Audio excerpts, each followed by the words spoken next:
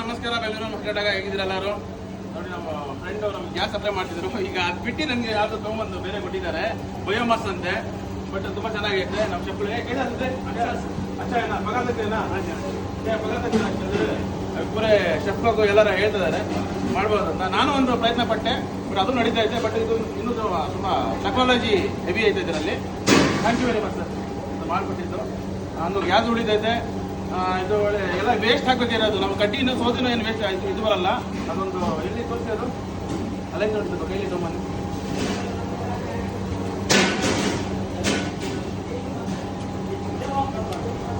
ಸೌದೆ ಕಡಿಬೇಕು, ಮರ ಕಡಿಬೇಕು ಅಂತ ಏನು ಬೇಕಾಗಿಲ್ಲ. ಇದು ವೇಸ್ಟ್ ಅಂತ ಇದು ಸಹ ಇವರೇ ಕೊಡ್ತಾರೆ.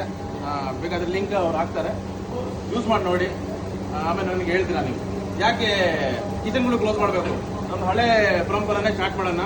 ಅವಾಗ ಪಂಪ್ ಸ್ಟೋ ಇದೆಲ್ಲ ಇತ್ತು. ಬಟ್ ಈಗ ಎಲ್ಲ ಟೆಕ್ನಾಲಜಿ ಒಳ್ಳೇದೈತೆ. Thank you very much sir.